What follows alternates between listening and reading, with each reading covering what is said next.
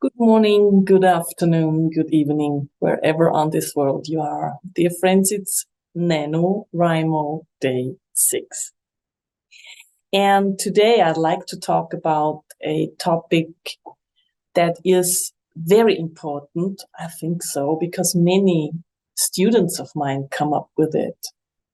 And this is the inner voices.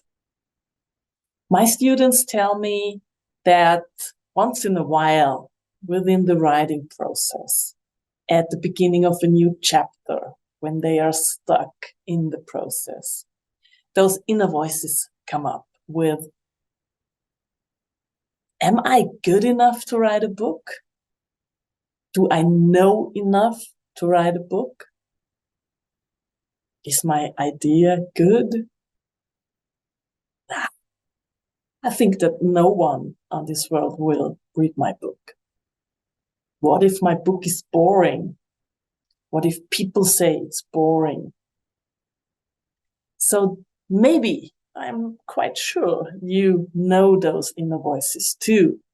And let me tell you one thing, I know them very, very well.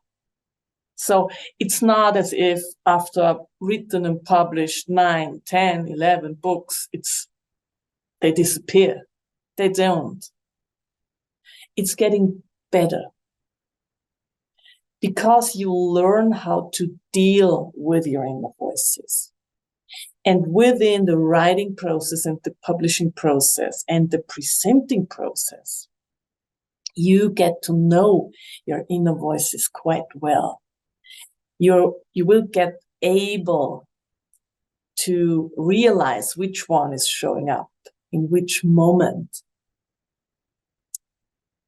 I had one situation with my first book. I was quite confident with the whole book project because I had an amazing teacher. And he kept telling me, this idea is great. You will find a publisher. And so I did. People will buy a book. And so they did. You will be successful. And so I was. But then time came for the first book presentation in a public library. And I had many invitations, but the first one was in my hometown. And when I got on the stage, I was overwhelmed. There were my former teachers in the audience, school friends I haven't seen for over 30 years, people from the neighborhood. I still get goosebumps when I talk about that. And I freaked out. Because an inner voice inside myself showed up, which said, what if it's embarrassing now? What if they think you've written crap? What if they leave during the presentations? You hear that? That won't happen. No old school friends, teachers, or neighbors would leave the audience during the presentation. No one does that. That's unfriendly. You don't do that. So where did this voice come from, right? And whenever one of those inner voices inside you show up and you realize how strange it is, what you think in that moment, then try to put it aside. But when the situation is over, presentation is done, or you finished your writing process for the day, get back to that inner voice and ask yourself, where does that come from? And this is when the writing process becomes a self-development process. This is exactly the point where you can decide, do I want to change my future?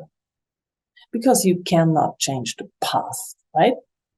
There have been some embarrassing situations in my childhood, and this inner voice like tried to get these feelings back to the present.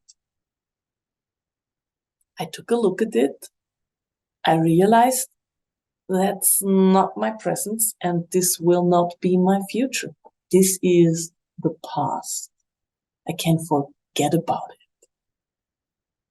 Another situation was that when I finished my first novel, it was way too long, so I had to like redo it, reread it, get rid of 200 pages. Oh, and still, it's a huge novel. It's 460 pages, all about traveling.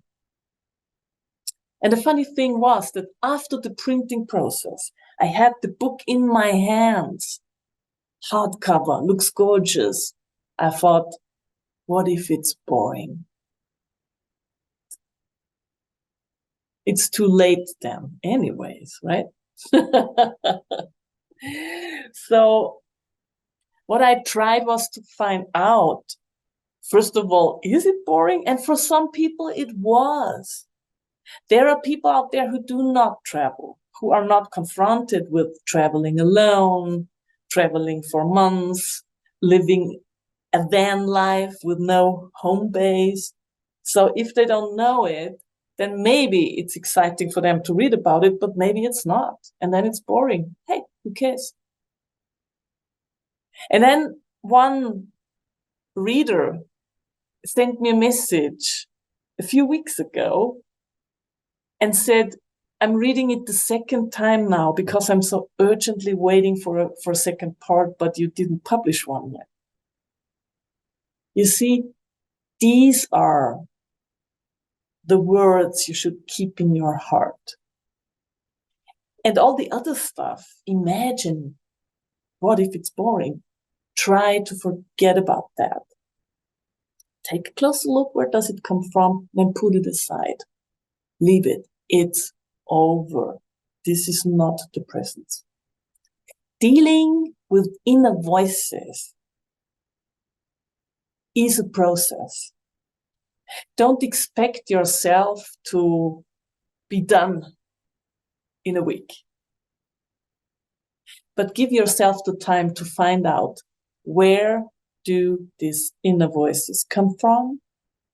And then put them aside. Be clear about yourself. This is the presence. Maybe some people are bored when reading your book. Hey, who cares? Others will love it. So people will read your book. And honestly, there are billions of people living on this planet, and millions are talking your language. And many of them are readers. And if just one person is touched by your book and changes their life after reading it, then you've done a hell of a good job. Never forget about that. If there's one person you could support, one person you could help with a special topic, then you've done a hell of a good job. That's all about. I'm happy to read about your thoughts and inner voices in the comments. Let me know what you have to deal with, and see you tomorrow.